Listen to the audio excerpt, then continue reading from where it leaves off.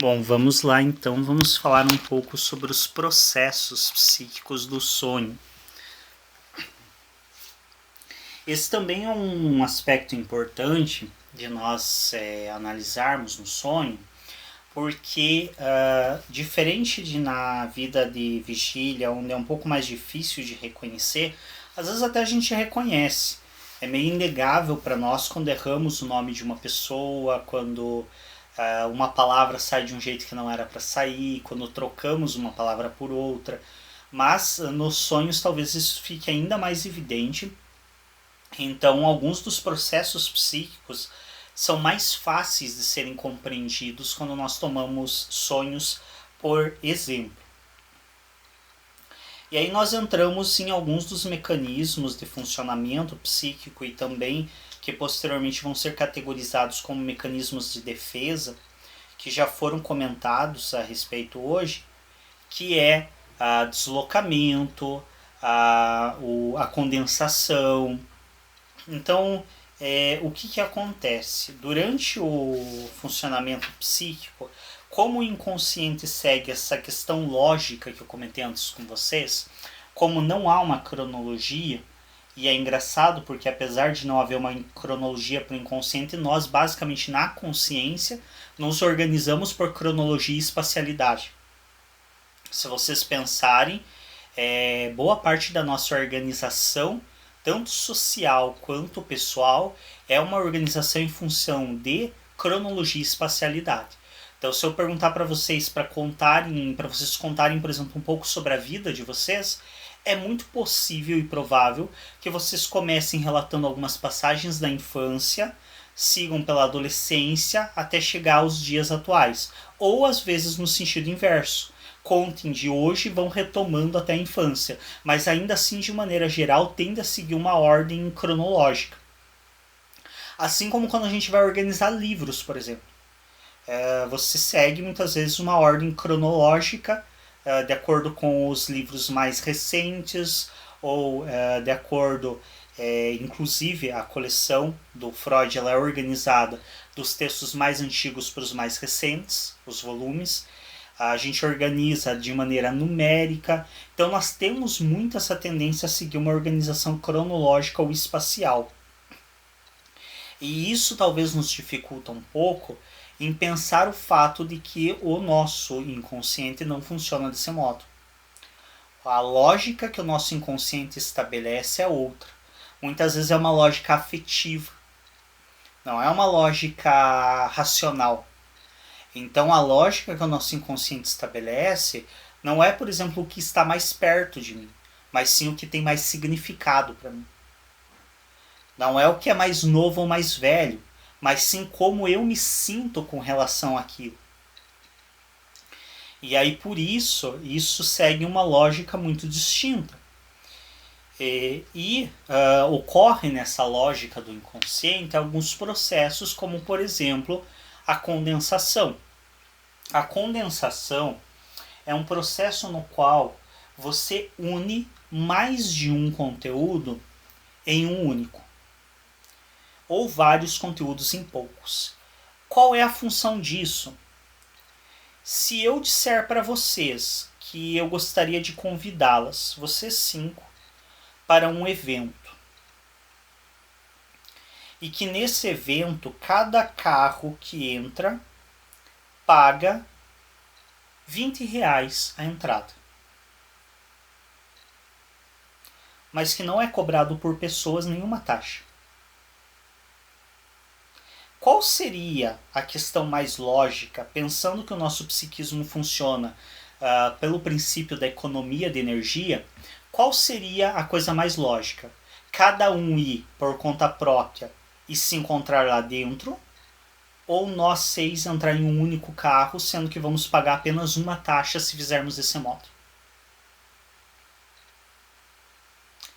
E qual é a aplicação disso no nosso inconsciente? Digamos que, por exemplo, alguém de vocês já foi nesse evento, numa edição anterior, e digamos que aprontou algo que não foi muito bem visto pelos organizadores do evento. Digamos que alguma de vocês foi até lá e por algum motivo pessoal ateou fogo em uma das enfim, em uma dos locais desse evento, em uma das estruturas desse evento. Quem fez isso tem mais chances de conseguir entrar nesse evento como? Sozinho pela porta da frente ou dentro de um carro com outras 5 pessoas, onde talvez o segurança não tenha tempo de olhar o nome de cada uma, de ver o rosto de cada uma. É isso que o conteúdo faz. Muitas vezes o conteúdo sozinho, para passar pela resistência, ele não daria conta, ele não teria como, porque ele seria facilmente reconhecido. Então, por exemplo, se aquele conteúdo que apareceu no meu sonho relatado anteriormente, se essa vontade, talvez, de alguma maneira mutilar a minha cadela quando ela me acordou, se essa vontade aparecesse de maneira literal, talvez imediatamente isso seria barrado, porque não seria suportável. Mas quando isso aparece conectado a vários outros conteúdos, passa mais facilmente. Então, por isso que muitas vezes, vocês, por exemplo, vão ter uma situação na qual vocês vão sonhar com alguém que tem a voz de outra pessoa, que se comporta como uma terceira pessoa. Então você sonha, por exemplo, com a tua mãe, mas que parece ser a tua avó e que te trata do jeito que a tua irmã te tratava, ou do jeito que uma tia te tratava. Por quê? Porque existem conteúdos condensados aqui na imagem de um único sujeito. Talvez se você sonhasse o que você está sonhando com relação à tua mãe exclusivamente, você não daria conta desse conteúdo. E o teu psiquismo não deixaria esse conteúdo aparecer. Mas como esse conteúdo vem disfarçado, com a voz de outra pessoa, com o jeito de se portar de uma terceira, isso escapa, isso passa. Essa é a função da condensação. Então sempre que vocês sonham com alguma coisa que parece outra, ou por exemplo, eu sonho que eu estou em casa, mas ao mesmo tempo me parece que é a universidade, às vezes parece que é a clínica que eu trabalho, aí eu saio de um cômodo, eu entro na minha sala da minha clínica. Isso é uma condensação. Então você tem aqui um conteúdo, várias coisas condensadas em uma única. Várias imagens condensadas em uma única, várias ideias condensadas em uma única. Por exemplo, se a gente pensar pela nossa linguagem, eu falar que eu sou homem branco é dizer que eu sou homem branco. Ponto. Mas condensado a tudo isso, existem muitas ideias. O que é ser homem na nossa sociedade e mais o que é ser branco. Quais são os lugares que eu tenho acesso e que talvez, se eu fosse uma mulher ou negro, eu não teria. A forma como eu sou tratado por muitas pessoas. Tudo isso vem condensado como ideias, a ideia que as pessoas fazem do que é ser homem. Por exemplo, se eu digo que eu sou um homem branco, mas eu apareço com vestido, possivelmente muitas pessoas vão estranhar isso. Porque existe aqui condensado uma ideia do que é ser homem na nossa sociedade. Então essas condensações que ocorrem, elas acontecem no nosso dia a dia, elas acontecem na nossa fala, elas acontecem no nosso funcionamento psíquico. Mas no sonho isso se torna mais evidente. Isso se torna mais nítido, mais visível. E quanto ao deslocamento? No deslocamento, nós temos também uma certa similaridade com a questão da condensação.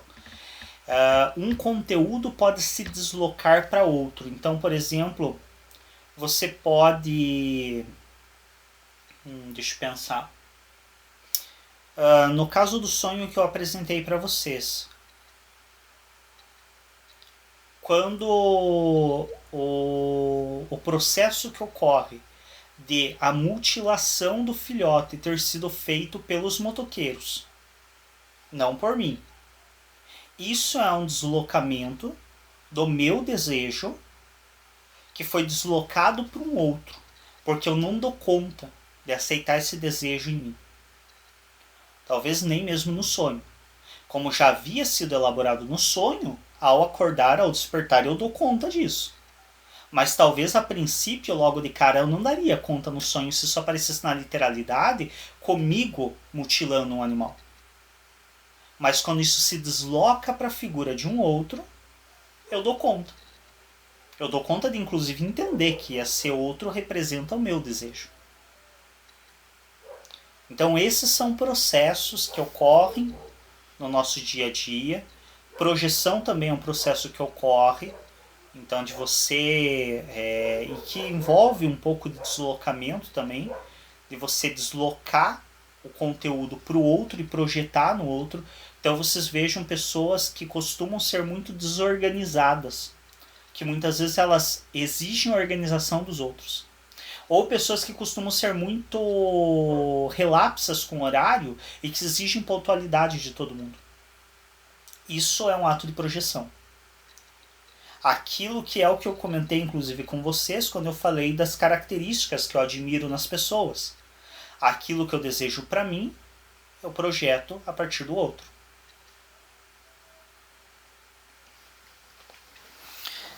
Deixa eu ver se tem mais algum dos mecanismos que a gente pode... Eu acho que vamos fazendo diferente nesse momento. Vamos fazendo um pouco mais participativo e vocês vão apontando temas que vocês querem que a gente trabalhe ou perguntas que vocês têm e a gente vai trabalhando a partir disso, esses mecanismos, antes de adentrar na interpretação de fato. Eu tô com a Isadora, a Daniela, a Michele, a Raquel e a Marciana. Podemos começar por você, Isadora?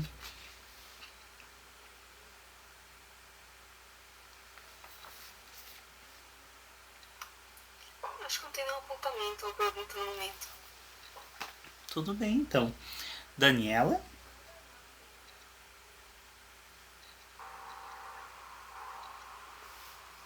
João, a dramatização ela também entra nessa questão dos mecanismos? Sim. Ela entra tanto como mecanismo e defesa. Lembramos que os mecanismos e defesa, na verdade, são a mesma coisa. São mecanismos que nos ajudam a nos organizar psiquicamente e também nos defendem de certas circunstâncias. Só para me confirmar se eu não entendi mal, dramatização que você mencionou, né? Isso. A dramatização ela é um dos mecanismos de defesa muito comum, inclusive na psicose. No funcionamento da psicose, a vertente artística ela produz um efeito muito significativo e importante. E a dramatização é uma forma tanto de você descarregar energia, que aí a gente entra naquela ideia inicial da psicanálise, que foi abandonada, mas que se iniciou na ideia com o Breuer, da catarse. Então, que essa descarga de energia que você produz, como também a dramatização, ela nos ajuda muitas vezes a nos apaziguar diante de uma situação angustiante. Então, por exemplo, quando você dramatiza uma discussão com alguém, não com a pessoa diretamente, mas com outra representando ela, ou com você mesmo, você dramatiza em voz alta uma discussão com alguém, às vezes isso descarrega parte da sua afetividade e ao mesmo tempo apazigua a sua ansiedade diante de algo que você tem que fazer. Por exemplo, algumas pessoas costumam, antes de se apresentar em público, quando vão apresentar alguma palestra, um seminário, trabalho, qualquer coisa do gênero, costumam apresentar sozinhas em voz alta, em um espaço privado.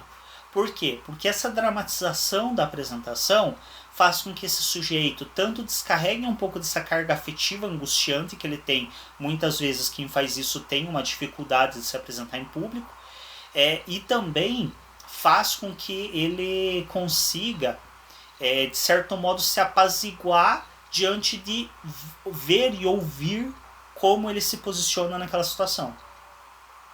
Então a dramatização ela pode funcionar de uma maneira muito boa, não apenas a psicanálise, como algumas outras vertentes, do Moreno, Psicodrama. O psicodrama é extremamente eficaz nesse sentido e muito usado. No psicodrama, a dramatização é de grande importância.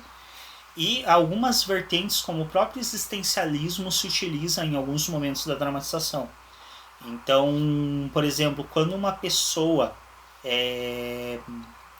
tem algo muito impactante a dizer a uma outra, digamos, o sujeito tem que dizer para o seu cônjuge alguma informação, alguma notícia que essa pessoa considera que a outra não vai aceitar muito bem e que ela tem dificuldade para expressar para a outra. O que o terapeuta ele faz? Principalmente no existencialismo se costuma fazer isso, mas no psicodrama também. O terapeuta senta frente a frente com o sujeito, claro, deve conhecer minimamente como é esse outro sujeito da relação, e ele se coloca no lugar desse outro sujeito, aqui em um processo transferencial praticamente consciente e declarado, para que o paciente diga para ele como diria para esse outro. E aí tenta, junto com esse paciente, entender, bom, como que isso pode ser dito de uma maneira mais efetiva, como que isso pode ser dito de uma maneira menos agressiva, se é preciso que seja menos agressiva, quais são as possíveis reações que essa outra pessoa vai ter e como que esse sujeito vai trabalhar com as reações dessa outra pessoa. Então todo esse movimento de dramatização auxilia nisso. E nós fazemos isso de maneira muitas vezes inconsciente. Então muitas vezes quando você...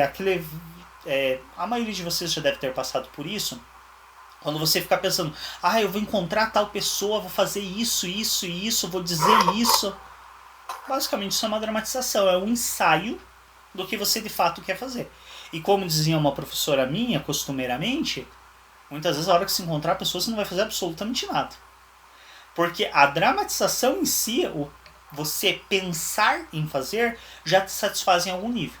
Assim como o sonho me satisfez a ponto de quando eu acordo, eu não ter nenhum rancor, nenhum problema com a minha cadela ter me acordado, porque eu já elaborei isso no sonho.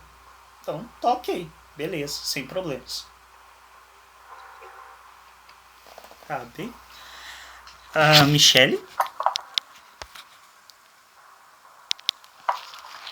João, pra mim tá tranquilo. Até aqui. Vamos para Raquel e eu já aproveito e respondo a pergunta que ela fez.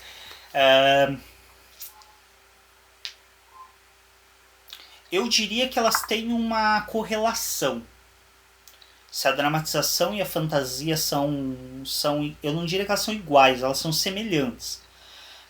Mas assim, quando a gente fala em dramatização, normalmente a gente fala de uma...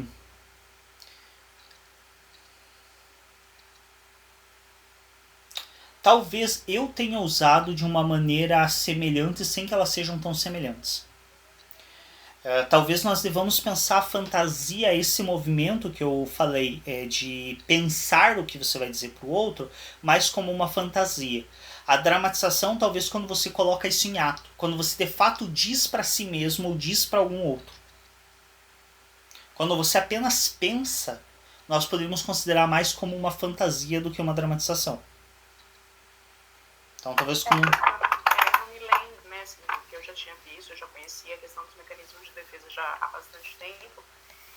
Eu sempre ouvi falar na fantasia, né, e inclusive a fantasia ela é muito consciente, né, enquanto grande parte dos outros, talvez todos os outros sejam inconscientes, né, e a fantasia basicamente ela é consciente.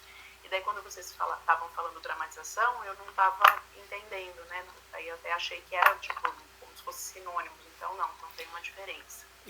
Possivelmente foi o meu uso que foi inadequado. A gente pensa mais como uma dramatização numa ação, num ato.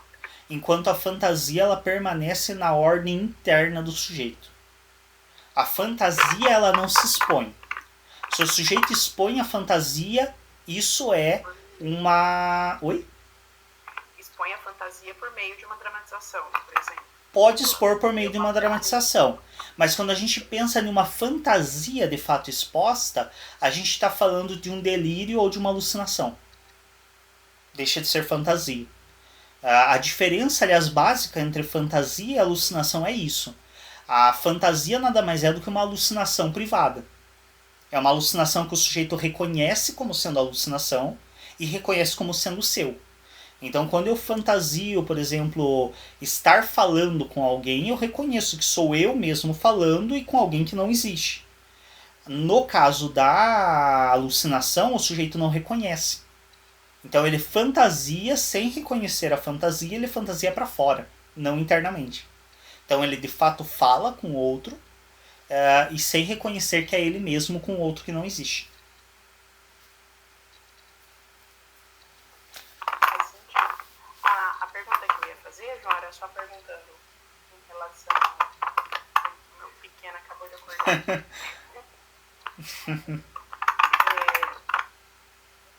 no exemplo que você deu do seu sonho, né, da sua cadela, você disse que tem um deslocamento quando você pensa nos motoqueiros, né? Você colocou ali o seu desejo neles. Vamos supor que você tivesse, ao invés de... Faz de conta que o contexto era muito semelhante ao seu sonho, mas se em vez de, por exemplo, um cachorro, fosse alguma outra coisa, um objeto, sabe? Assim, se você tivesse, por exemplo, um vaso, e esse vaso tivesse quebrado, poderia também ser um deslocamento. Tipo, também. Assim, todo o resto, né, o resto do contexto, mas você substituiu alguma coisa ali que, né, que fazia parte aí do caso real, né, do seu desejo real, na verdade. Entendi. Tá. Exatamente. Aliás, eu reconheço agora um outro movimento que eu não havia reconhecido no próprio sonho e que eu já comento. Nesse caso que você traz, dependeria muito da repressão do sujeito. No meu caso, como a repressão não é tão intensa a ponto de eu não dar conta disso, a coisa se torna um pouco mais próxima da literalidade que se apresenta no próprio cão. Quando se fosse uma situação onde a repressão fosse muito intensa, talvez ocorresse esse tipo de deslocamento. Seria um outro objeto para que se tornasse ainda mais irreconhecível. E eu só noto uma condensação, agora que você comentou e retomou essa questão do sonho, do fato, não sei se vocês se recordam, de eu dizer que o filhote, apesar de eu ter visto que era uma cadela, era um filhote idêntico ao filhote do outro vira-lata que eu tenho, que é um macho, que se chama Freud. E que não à toa, e eu falei sério, ele gostaria às vezes de arrancar minha cabeça. Porque ele é um cão não muito amistoso. E aí também entra um aspecto de que só agora eu me dou conta de que eu condensei nesse sonho também um bom nível de raiva que eu tenho às vezes desse outro cão. Porque por várias vezes, inclusive eu já fui mordido por ele algumas vezes, e ele realmente, existem momentos em que ele está mais calmo, mas existem momentos em que você tem que sair de perto dele, porque senão ele ataca e pronto, acabou. Ele realmente é extremamente agressivo. Então também há aqui uma condensação. Na verdade, 2 cães em um só. A fêmea, e por isso o filhote se manifesta como fêmea, apesar de ter a aparência do macho. Porque quando você começou a dar o exemplo para o deslocamento, eu tive a sensação de que você ia colocar isso, né? Assim, você ia dar um exemplo disso, dessa substituição. Daí, quando você comentou dos motoqueiros, eu falei, é óbvio, né? Estava bem nítido, mas daí fiquei pensando se poderia ter sido mesmo. Então, só para esclarecer. Legal. Vamos para Marciana. Professor, eu não sei se a questão do simbolismo, ele entra também como, não sei, às vezes você vai abordar mais na frente. A questão, às vezes, de alguns, como que eu vou dizer, não sei se seria isso, objetos, algumas coisas, ter alguma representação dentro do sonho, como mecanismo de defesa. Mas eu tenho, assim, um pouco de dúvida em relação ao simbolismo. Se você pudesse abordar, eu agradeceria muito. Existem alguns aspectos que o Freud nos diz que são muito comuns em sonhos e alguns objetos que, dado a conotação cultural e social, têm uma representação muito marcada. Então existem objetos que até inclusive podem ser estendidos para outras pessoas, que por exemplo, em 2 sujeitos diferentes o mesmo objeto pode ocupar significado semelhante. Por quê? Porque existe, por exemplo, um contexto social. Então, na nossa sociedade, sonhar com igreja tem alguns simbolismos demarcados aí. Sonhar com um crucifixo tem alguns simbolismos demarcados aí. Por quê? Porque não são uma coisa tão singularizada. São coisas compartilhadas socialmente. Então existem alguns simbólicos que são compartilhados socialmente. Inclusive, o Freud ele fala de sonhos recorrentes e fala de alguns sonhos que a maioria de nós tem. Como, por exemplo, sonhar que está caindo. É um sonho extremamente comum, que a maioria já teve pelo menos uma vez na vida. Sonhar que está nu em público. É um sonho também comum, que a maioria já teve na vida. E são sonhos que podem ter simbolismos muito parecidos. Por exemplo, quando uma pessoa sonha que está nu em público, isso provavelmente diz de uma sensação de estar indefesa, uma sensação de estar exposta, e que pode também se contrapor à vergonha que nos é apresentado no movimento de castração. Lembremos que normalmente crianças muito jovens de 3, 4 anos que não foram ainda castradas, elas tendem a correr nua pela casa sem se importar muito, elas não se incomodam que outras pessoas estranhas vejam elas nuas, porque o movimento de vergonha ele nos é imposto no momento da castração. Então, esse tipo de simbolismo que se repete comumente nos sonhos de várias pessoas, eles podem representar algo muito semelhante. No mais, os simbólicos eles adquirem significado de acordo com cada sujeito. Então, o que uma coisa representa na tua vida, eu posso sonhar com um carro. O carro para mim vai representar uma coisa muito distinta do que vai representar para você, ou para Raquel, ou para Isadora.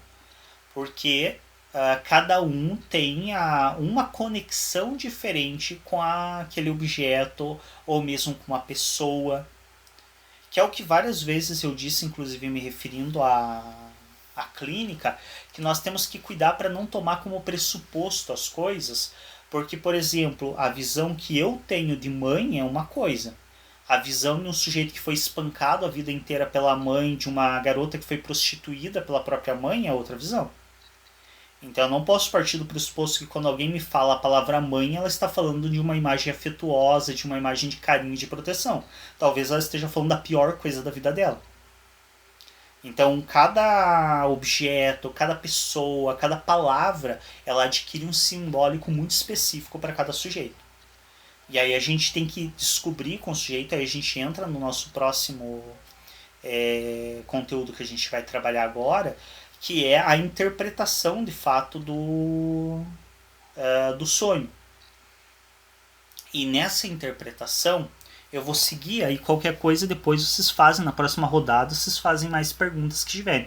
E o que quiser perguntar também lá do começo, que surgir, pode perguntar sem problema nenhum. Eu só havia pedido que não fizessem as perguntas do que a gente ainda iria trabalhar, para que não ficasse repetitivo.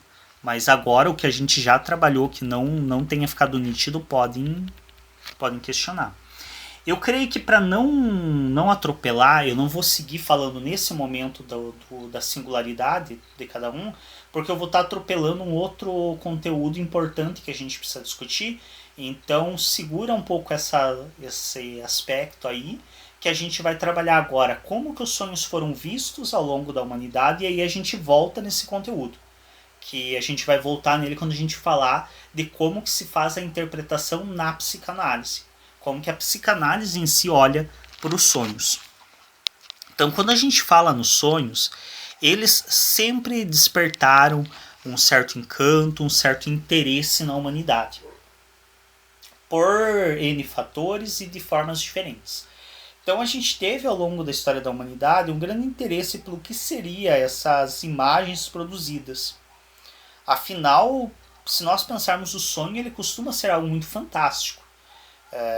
Como a gente já mencionou anteriormente, é um espaço no qual você pode coisas que biologicamente você não pode, você realiza desejos, você tem medos que talvez na vida desperta você não tem. Por exemplo, eu não tenho medo de escuro, acho que já fazem algumas décadas que eu não tenho mais medo de escuro. Já tive durante a minha infância muito, por sinal. Mas hoje, mesmo em lugares estranhos, quando acaba a luz, raramente é algo que me angustia muito. Mas eu já tive sonhos no escuro que foram extremamente apavorantes. Então nós temos medos nos sonhos que remetem a medos que na vida de vigília nós reprimimos e não temos mais. Então esse tipo de sensação que o sonho nos provoca, a vividez, se vocês pensarem. Por que a gente se angustia no sonho? Por que quando a gente está sendo perseguido no sonho a gente se desespera? Porque aquilo é tão vívido quanto se fosse na vida de vigília. Então esse tipo de emoção forte, esse tipo de característica do sonho, ele sempre despertou algum nível de interesse por parte da humanidade. Só que, lembremos, a humanidade, ela em alguns aspectos foi bastante limitada. Como eu mencionei no começo, em relação aos sonhos, nós tínhamos uma limitação de que os sonhos eles são do psiquismo do sujeito. E nós não tínhamos acesso a nada do psiquismo dele, que não pelo discurso dele. Hoje já a neurociência consegue fazer alguns rastreamentos, consegue fazer algumas intervenções diferentes. Mas ao longo da história não foi assim. Tanto é que se lembrarmos, os médicos, a medicina na época grega era uma medicina bastante limitada. Os gregos tinham menos conhecimento do corpo humano do que os egípcios, simplesmente porque na Grécia era completamente inaceitável você abrir um cadáver. Então, praticamente os médicos gregos não sabiam como funcionava o corpo humano. Tanto é que Aristóteles colocou o pensamento, se eu não me engano, como função do coração, e isso nunca foi desmentido na época, nunca foi algo que foi muito... que se dissesse que não era desse modo, porque não se tinha um conhecimento. Imagina então do sonho, que é algo tão interno. Mas ao longo da humanidade sempre se tentou explorar e levantar hipóteses do que seria o sonho e de como que ele funcionaria, mesmo sem ter ferramentas para isso. Então, inicialmente, o sonho ele era muito ligado ao misticismo. Quando a gente pega na história da humanidade, e aí depende de qual região você pega, em algumas regiões até hoje, o sonho ele assume um caráter extremamente místico, principalmente entre alguns povos tribais. Os sonhos eles têm características muito místicas, mas ao longo da história, eles tinham essa característica mística e premonitória. Então se acreditava que através dos sonhos era possível se acessar coisas que ainda iriam acontecer. Essa foi uma das primeiras atribuições que se deu aos sonhos. Então você sonha com o que vai acontecer, na literalidade. Então as pessoas sonhavam, por exemplo, que determinada pessoa ia morrer, bom, vai comprando o caixão aí. Porque era isso, era na literalidade. Sonhou com aquilo vai acontecer. Só que o que acontece? Com o passar do tempo, ficou meio evidente para esses povos, para essas pessoas que tinham essa crença, de que isso não estava batendo muito com a realidade. Você sonhava que a pessoa ia morrer e a pessoa passava os próximos 40 anos super feliz, saudável, plena. Você sonhava que caía fogo do céu e, bom, não caía fogo do céu. Você sonhava que ia chover tal dia e não chovia. Então começou a ficar perceptível de que não está batendo muito bem essa ideia de que o que eu sonho vai acontecer não está acontecendo. Então se começa a ter uma hipótese. Lembramos que nesse período tudo é hipotético. As pessoas vão levantando hipóteses e tentando confirmar, porque eles não têm muito com o que trabalhar. O conhecimento científico não era tão evidente nessa época e nem tão desenvolvido. Então se levanta uma outra hipótese, que qual seria?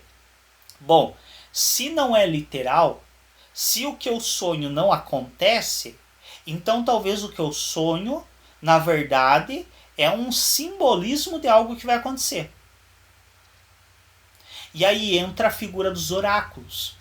Vocês já devem ter visto em filmes, lido em livros sobre os oráculos gregos que orientavam os reis nas suas batalhas, sobre o oráculo que, por exemplo, o pai de Édipo e a mãe de Édipo vão consultar e que fazem a profecia sobre o Édipo.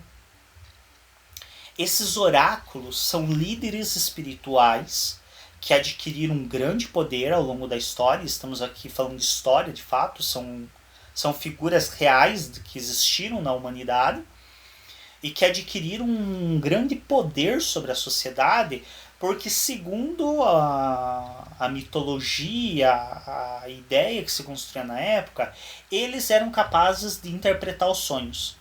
Então esse sonho que acontecia, bom, você sonhou que tal pessoa estava matando a outra. Bom, não é literal. Já haviam visto que isso não funcionava na literalidade. Então isso simboliza alguma outra coisa. Então a pessoa matando a outra quer dizer alguma outra coisa. Mas ainda da ordem mística. Ainda da ordem da previsão de um futuro. Ainda da ordem de dizer algo que iria acontecer. De dizer algo do outro. E aí essa pessoa ia até o oráculo. Alguns reis, por sinal, tinham seus próprios sábios e oráculos. Ia até o oráculo. E esse oráculo interpretava o que esse sonho queria dizer. Então esse oráculo ia te dar o significado desse sonho simbólico. Aliás, os oráculos eram muito espertos em relação a isso, porque normalmente eles faziam como hoje os próprios cartomantes, as pessoas que trabalham com isso fazem. Eles davam previsões bem vagas, que aí eles não corriam muito risco de errar. Porque, afinal, é aquela história, né? Vai acontecer algo de ruim na tua vida. Quando? O quê? Bom, algum dia com certeza vai acontecer algo de ruim na tua vida, então eu tô certo.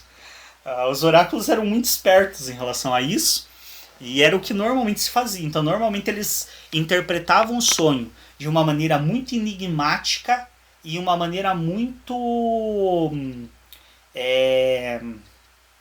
eu diria... vaga mesmo. Uma maneira extremamente enigmática e vaga. Que facilmente, em algum momento, ia dar certo a interpretação. Então era de uma grande esperteza, e tanto é que os oráculos eles permaneceram em muitas sociedades, por muitos milênios eles permaneceram como uma figura de grande importância.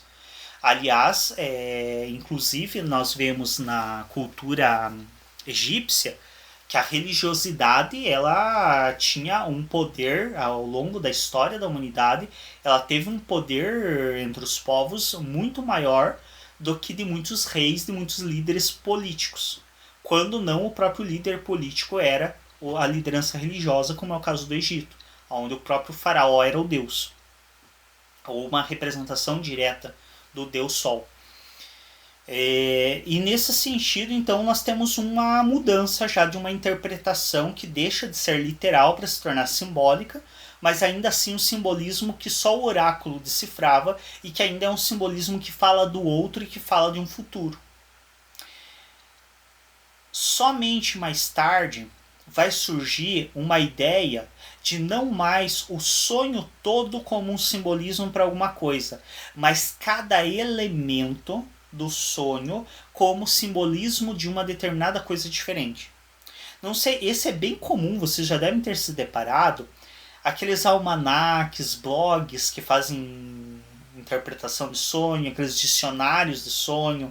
Sonhou com casa significa tal coisa, sonhou com cobra significa traição, sonhou com tal coisa significa dinheiro. Esse tipo de interpretação é a posterior que vem, e que, ironicamente, apesar do Freud ter um asco imenso com a religiosidade e com a questão do misticismo, ele diz que talvez essa seja a forma de interpretação mais próxima do que a psicanálise faz. Por quê? Porque essa forma de interpretação, ela interpreta os elementos do sonho separados e não o sonho como um todo. Só que diferente do que costumeiramente se faz, que é esse dicionário universal, onde casa significa a mesma coisa para qualquer um que sonhe com casa, Freud diz não. Cada um tem o seu próprio dicionário. E aqui nesse momento, a coisa deixa de ser mística e ela se torna não mais o sonho como algo que vai acontecer ou algo que fala do outro, mas o sonho como algo que fala de você, do sonhador, e algo que você deseja e não necessariamente algo que vai acontecer. quem que é o primeiro nome que a gente tem que olha para o sonho desse modo? Se vocês lembrarem, quem fez o curso de introdução à psicanálise, nós falamos no primeiro dia de aula sobre um carinha chamado Antífon. E se vocês lembrarem, a gente falou a respeito do fato dele ter se interessado pelos sonhos justamente de uma maneira mais científica. Então, Antífon é um dos primeiros nomes que olha para o sonho dessa maneira um pouco mais sóbria. E que é o que Freud vai retomar mais tarde. Que é olhar para o sonho não como algo que vai acontecer, como algo de presságio, como algo premonitório, mas sim olhar para o sonho como algo que revela coisas do sonhador. Olhar para o sonho como apenas um funcionamento emocional do sujeito e não como algo místico. Porém, Antífon não recebe grandes louvores, falamos sobre isso.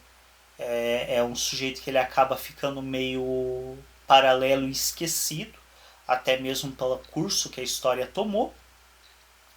Porém, as ideias dele são retomadas posteriormente, mesmo que sem saber que as ideias eram do Antífon, são retomadas pelo Freud. Então o Freud também traz essa ideia de vamos analisar o sonho, primeiro, por partes, não como um todo, mas sim analisando o que cada elemento do sonho pode significar para o sujeito. Segundo, com um dicionário que é construído pelo próprio sujeito, dicionário que sou eu quem coloco, como uma forma mais fácil de exemplificar, mas tomando como simbolismo pertencendo ao sujeito. Então não é ninguém de fora que tem a resposta do que o sonho significa. É o próprio sujeito que nos traz a resposta. Não é o terapeuta que interpreta o sonho. Quem interpreta o sonho é o próprio sujeito. O terapeuta o auxilia. Mas a interpretação está com o próprio sonhador. Se um terapeuta tenta interpretar um sonho sem conhecer o sonhador, ele está interpretando os seus próprios desejos e nada do sonhador.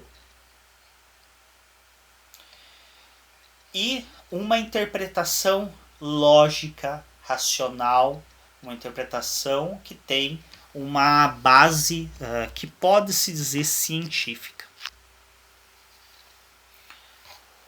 O Freud sempre bateu o pé de que era científica. Até hoje existem as discussões.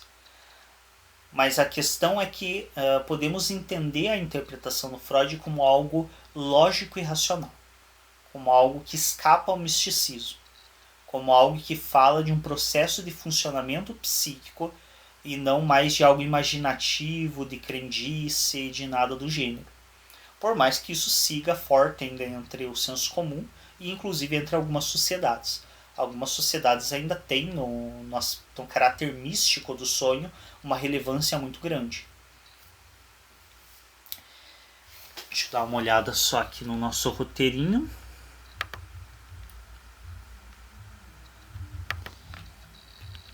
Bom, então como pensar a interpretação do sonho na psicanálise? Primeira coisa, para que seja possível uma interpretação, é preciso que nós saibamos da vida do sujeito. E aqui eu vou falar de interpretação do outro, porque a nossa própria, obviamente, quando você entende a lógica do sonho, ou você consegue interpretar o seu sonho, ou no caso, como eu mencionei alguns dos meus para vocês, que até hoje eu não sei o sentido, é porque a tua resistência não vai permitir. Aquele conteúdo não vai se apresentar para você porque a tua resistência não permite. Que é o que o Freud chama de umbigo do sonho. Por isso que ele diz que nós não podemos nos autoanalisar. Inicialmente, o Freud ele tinha uma ideia de que as pessoas podiam se autoanalisar, a ponto de ele ter dito que nenhum sujeito poderia se intitular psicanalista se não fosse capaz de analisar a si mesmo. Mas posteriormente o Freud corrige isso dizendo, não, existe uma resistência que não nos permite nos analisar de maneira legítima. Nós podemos até nos analisar superficialmente. Como eu mencionei, esse sonho que eu trouxe para você só foi possível interpretar porque é um sonho relativamente superficial. É um sonho que fala de uma carga emocional, mas é algo que eu já estava pronto para trabalhar com isso. Porque se fosse algo muito impactante, provavelmente eu não daria conta e não teria como interpretá-lo. Então, quando falarmos aqui de interpretação, eu vou estar sempre me referindo ao outro, interpretar o sonho do outro. E quando nós falamos em interpretar o sonho do outro, e lembrando que para Freud o sonho é sempre a realização de um desejo, seja esse desejo da ordem mais simplista, um desejo biológico, um desejo que a gente iria quase para uma necessidade e não desejo, mas seja um desejo da ordem biológica ou da ordem mais simplista, como de uma criança de ganhar um brinquedo novo ou de comer morangos, ou seja, um dos desejos mais reprimidos e repulsivos, do tipo retalhar um cachorro, ou do tipo matar alguém, estuprar alguém, fazer das coisas mais intoleráveis para a nossa concepção do que é certo e errado e para a nossa concepção moral. Pensando nisso, nós precisamos basicamente conhecer em torno do que giram os desejos de uma pessoa. Porque se um terapeuta tenta interpretar o sonho de alguém que ele não conhece, de quem é os desejos que ele vai estar falando? Exatamente, conforme a Michelle nos aponta, dele mesmo. Se ele não conhece os desejos do seu paciente, como que ele vai interpretar o sonho e dizer a realização de qual desejo é? Ele está falando dos desejos dele. Então é preciso conhecer a história de vida do sujeito, é preciso conhecer os aspectos culturais, sociais, os valores morais desse sujeito. Às vezes, e é muito comum, como na psicanálise o sonho ele acaba ganhando destaque, apesar de que eu já vi a própria TCC, a terapia cognitivo-comportamental, falando da importância de interpretações e do quanto isso é desmerecido pelas outras abordagens e que seria uma ferramenta muito importante para a questão terapêutica, mas na psicanálise isso ganha um destaque absurdo. Lembremos que a base da nossa literatura científica é um livro chamado A Interpretação dos Sonhos. Essa é a base que constrói a psicanálise. Então, na psicanálise, a interpretação dos sonhos ganha muito destaque. E alguns pacientes, sabendo disso, logo de início já trazem para o terapeuta algum sonho. Porque tem uma curiosidade, porque acabam pesquisando, sabem que a psicanálise tem esse movimento. E aqui o analista tem que tomar muito cuidado. Porque se ele se meter a interpretar um sonho logo nas primeiras sessões, é provável que ele vai errar feio. Porque ele não sabe nada desse sujeito, ele não conhece os desejos desse sujeito, não conhece os atravessamentos desse sujeito. Então, é comum que o paciente traga e cabe ao terapeuta ter noção de que o paciente pode trazer, ele não tem muito a interpretar. E às vezes ele vai ter que ser justo e nítido ao dizer para esse paciente, olha, não é o momento de nós interpretarmos esse sonho porque não temos ainda conhecimento suficiente da tua vida emocional para que possamos fazer isso. Então esqueçam aquela figura muito imaginativa, imaginária, de que você conta o sonho e a pessoa interpreta de uma maneira mirabolante e traz 1000 significados. Isso não existe na psicanálise. A interpretação do sonho é um processo gradual, cauteloso e trabalhoso. Não é algo que estala os dedos e tá aqui, pronto, tá aqui a interpretação. Não. É algo que vai se construindo junto com o sonhador. Se construindo a partir dos valores morais dele, se construindo a partir dos desejos dele. Então nós temos que entender, primeiro de tudo, quem é esse sujeito? É homem? É mulher? É hétero? É homoafetivo? É bissexual? Pratica poliamor? Tudo isso são dados importantes. Porque tudo isso vai me dizer de onde está o desejo desse sujeito, vai me dizer dos preconceitos sociais que ele sofre, vai me dizer de várias coisas da vida dele. Em qual sociedade esse sujeito está inscrito? É uma sociedade como a do Brasil, que é relativamente até que liberal se comparada a algumas outras, não tanto, mas se comparada a outras, nós temos uma liberdade sexual muito grande, apesar de todos os aspectos, os atravessamentos. Se você comparar, por exemplo, as culturas muçulmanas, a nossa liberdade sexual é razoável. Não sei o nosso comprometimento e a nossa responsabilidade, que aí entra outros atravessamentos. Mas quando pensamos nesse sentido, é muito diferente eu atender uma mulher brasileira de atender uma mulher muçulmana. E de falar de onde estão os desejos dessas duas pessoas. Então todos esses aspectos culturais, sociais, condição financeira. É diferente eu falar de uma pessoa que tem no desejo dela, que ela tenta realizar os desejos dela a partir, por exemplo, da aquisição de coisas, da compra de roupas, da compra de joias, com uma pessoa que, por exemplo, tenta realizar os desejos dela sendo uma esposa melhor para o marido, porque foi isso que ela foi ensinada a fazer a vida inteira. Então esses aspectos culturais, sociais, econômicos sempre têm que estar em vista. Sempre temos que ter isso em vista quando falamos de interpretar o sonho de um sujeito. Porque isso vai falar de quais são os seus desejos reprimidos, quais são os seus valores morais que permitem ou não fazer determinadas coisas. Por exemplo, meus valores morais que fazem com que eu reprima um desejo e tenha que manifestá-lo em sonho é a questão de qualquer tipo de ataque ou ferimento a animais, que é algo extremamente repulsivo para mim. Mas, talvez outras coisas que para algumas pessoas seriam horrendas se pensar, eu sonharia com a maior facilidade, nem sonharia talvez, porque eu penso com a maior facilidade do mundo. Como eu disse, se a gente pensar o contexto no qual a paciente do Freud estava quando desejou o cunhado na morte da irmã, para ela aquilo foi repulsivo naquele momento. Hoje, se a gente falar, tanto é que a maioria de vocês não estranha muito se eu falar que a cunhada desejou o cunhado com a morte da irmã. Algumas pessoas vão falar, é meio estranho, né? Mas não é aquela coisa repulsiva. Não é como eu relembrar, por exemplo, o caso dos Nardoni, que jogaram a própria filha pela janela do apartamento. Então percebam como os pesos sociais são diferentes, as valorizações morais são outras. Então isso é preciso nós termos em mente. Quando nós estamos, por exemplo, atendendo uma pessoa com uma absurda religiosidade, como a Michele nos trouxe o exemplo da moça que fala com a Rita de Cássia a respeito desse aspecto da roupa dela, quando nós atendemos uma pessoa como essa, os valores morais que ela tem são completamente distintos dos valores morais que nós temos ou que uma pessoa que tem uma liberdade sexual maior vai ter.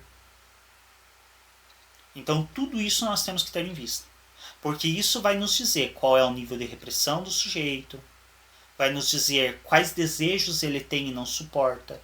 Talvez para nós, para vocês, não sei, a Raquel conheça um pouco mais nesse sentido, eu acredito que ela não teria grandes problemas de, por exemplo, falar algo da sua sexualidade de uma maneira mais aberta com pessoas ou aqui nesse grupo. Mas vamos pensar essa aluna que tinha essas características. Será que ela falaria, por exemplo, da sexualidade dela de uma maneira aberta? Será que ela falaria, por exemplo, que ela nunca teve um orgasmo e ela queria ter uma transa decente pelo menos uma vez na vida? Então, talvez para um sujeito como nós aqui, como a Raquel, como eu, como vocês, sonhar que está transando com uma pessoa não significa grande coisa. Porque é algo que a gente fala abertamente, nossa sexualidade não é tão reprimida. Mas para essa pessoa sonhar que está transando com uma outra, talvez isso apareça deslocado e condensado de uma maneira irreconhecível. Porque para ela é insuportável a ideia dela sonhar que, por exemplo, ela está transando com alguém antes do casamento. Então, esses aspectos a gente sempre tem que ter em vista. Quando vamos interpretar um sonho, é indispensável conhecer todos os aspectos possíveis, sociais, culturais, morais do sujeito. E só conhecendo isso nós vamos conseguir fazer uma interpretação de fato eficiente. Diferente disso, vamos estar falando de nós mesmos. Vamos estar manifestando os nossos desejos. Como Freud faz, inclusive, com a Dora. Lembramos que a Dora é um grande exemplo de erro do Freud que demonstra o quanto o sujeito pode falar dos próprios desejos ao invés de falar do paciente. Então, esses são fatores indispensáveis e que não temos como ignorar. Então, esqueçam a ideia de que vocês vão pegar um paciente e vão interpretar um sonho dele na primeira, segunda, terceira sessão. Isso não vai acontecer. Para você interpretar de fato o sonho de um paciente, é preciso que você tenha um certo percurso com essa pessoa e você minimamente conheça os valores dela. E aí nós precisamos entender o dicionário dessa pessoa. Então, entender o que as coisas significam na vida dela. E como eu mencionei, podem ser muito distintas. Para alguns de vocês aqui, a ideia de uma mãe pode significar uma coisa muito específica. Para outros, talvez represente algo asqueroso. Assim como a figura de um professor, assim como a figura de várias coisas. E por isso é preciso que eu entenda a vida daquele sujeito e conheça minimamente alguns aspectos, para que eu busque entender o que os elementos do sonho podem simbolizar para aquele sujeito. E como que o sujeito se relaciona com esses elementos do sonho. Então, o que determinado simbólico que aparece no sonho pode representar. E isso, de fato, é totalmente singular. Raras exceções, como eu mencionei anteriormente, algumas coisas são muito demarcadas socialmente. Por exemplo, tem um caso, deixa eu tentar me lembrar de alguns dos exemplos do próprio Freud, dos casos clínicos dele. Tem um caso de uma mulher, por sinal, que ela sonha com uma coisa relacionada ao açougue, e o Freud ele liga isso à ideia do órgão genital masculino. Porque na época era muito comum, vocês já ouviram aquela expressão, o passarinho vai fugir? Principalmente se usa muito para criança, quando esquece de subir o zíper da braguilha. Na época e na cultura do Freud, era muito comum dizer que o açougue está aberto. Fazendo uma referência a uma das comidas mais populares da Alemanha e da Áustria, que é a linguiça. Então costumava-se dizer que o açougue está aberto para fazer uma referência à braguilha. E aí, quando a mulher traz um aspecto do açougue estar fechado, o Freud traz essa interpretação de que senão seria um conflito com a questão sexual. Então, nesse caso, por que ele traz isso? Bom, porque ele conhece a cultura dessa mulher, ele conhece as referências culturais e ele dá uma interpretação possível para isso. Quem vai dizer se isso está correto ou não é o próprio sujeito. Como que o sujeito diz? Normalmente, ou repudiando extremamente ou aceitando. A indiferença é o que nos diz que erramos.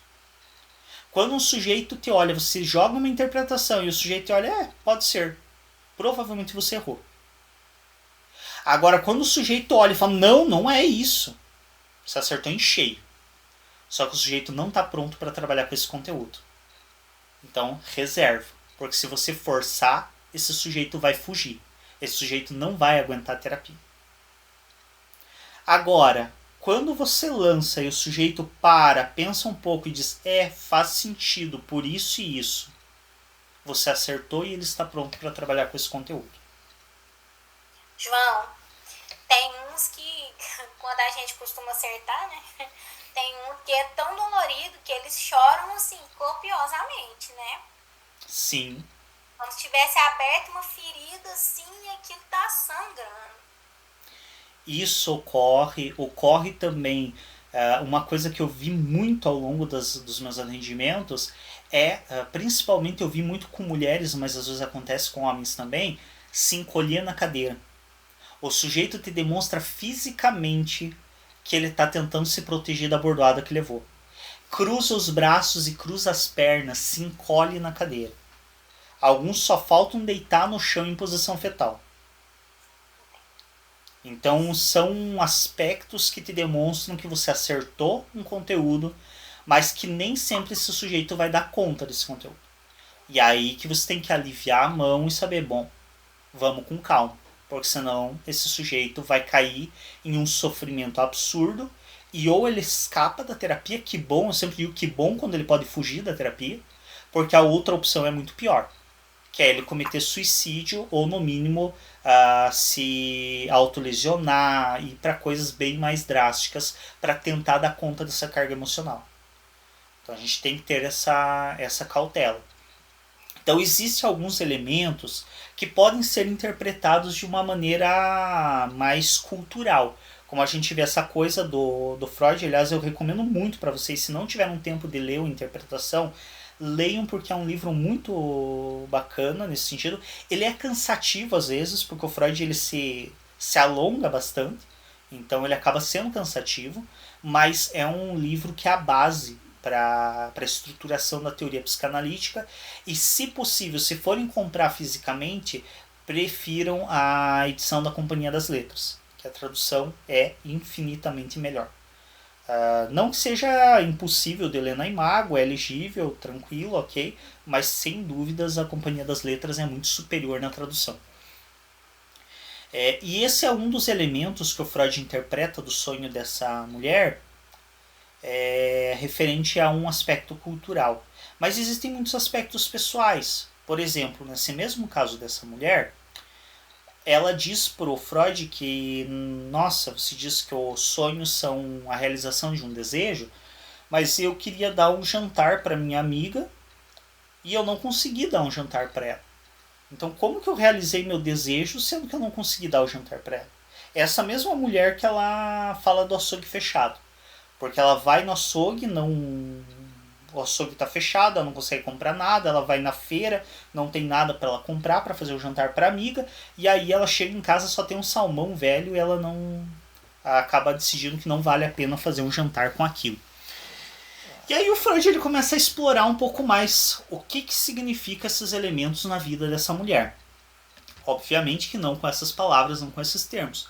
Mas ele pede para ela, fale um pouco mais sobre essa amiga, fale da relação de vocês. E aí ela começa a falar sobre essa amiga.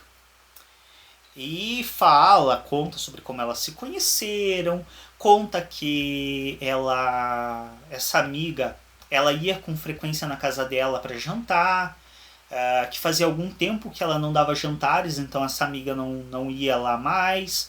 E que um dia essa amiga chegou a comentar com ela que, bom, você podia fazer mais um daqueles jantares deliciosos que você fazia, comentando despropositadamente, ou não, conforme a gente faz com amigos. Imagino que vocês também já tenham feito em algum momento algo do gênero, que a gente brinca, né? Podia fazer alguma coisa lá na tua casa esse final de semana, coisas do gênero.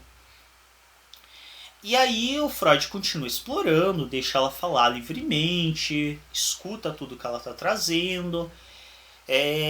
Só que aqui já tem um elemento, percebam. Ela dava jantares em casa, que essa amiga frequentava, e ela parou de dar jantares. Por que ela parou de dar jantares em casa? Isso já é uma coisa para ficar no ar.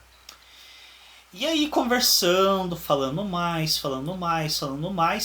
essa paciente deixa escapar de que em dado momento o marido fez um comentário sobre essa amiga, dizendo que essa amiga era atraente, mas que ele não tinha interesse nela porque ela era muito magricela. E que ele gostava de mulheres mais rechonchudinhas. E aqui o Freud pega o significado singular de não dar o jantar para a amiga. Aonde está a realização do desejo? Manter essa amiga magricela para ela não ser atraente para o meu marido. Por que o açougue fechado? Percebem a conexão? O açougue fechado com não dar o jantar para a amiga que o marido já demonstrou algum interesse. Então percebam como cada elemento sendo interpretado no contexto se torna uma coisa que tem sentido. Ela já havia parado de fazer jantares em casa. Provavelmente isso já havia sido um movimento inconsciente dela por causa desse comentário do marido. Só que ela não reconheceu esse movimento inconsciente. E talvez para ela não bastou não dar comida para a amiga em casa. Porque talvez a amiga ainda consiga engordar de algum outro jeito. Então ela ainda precisa realizar isso no sonho, de deixar a amiga passando fome, inclusive no sonho, para garantir que essa amiga vai continuar magricela e não vai ser interessante para o marido dela. E que emblema mais significativo do que o açougue fechado para garantir que, olha, aqui permanece fechado, você não vai abrir o açougue para ela, não. Então, esse tipo de interpretação, ele só se torna possível quando você entende o contexto do sujeito. Se o Freud não soubesse dessa relação com a amiga, se ele não tivesse pesquisado isso junto com a paciente, esse sonho nunca faria sentido. Se ele tentasse interpretar de outra maneira, possivelmente ele acabaria falando dele e não da paciente. E o paciente se reconhece nos apontamentos. Isso é importante. O paciente se reconhece. Se não se reconhecer, é porque talvez tenha errado. Mas, de maneira geral, o paciente se reconhece nos apontamentos feitos pelo terapeuta.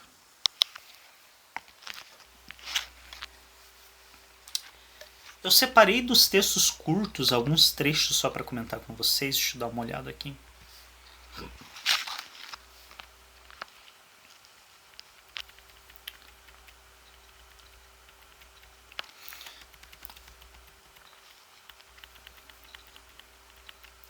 Eu acho que primeiro eu vou abrir novamente para vocês fazerem perguntas e aí a gente segue com mais alguns aspectos.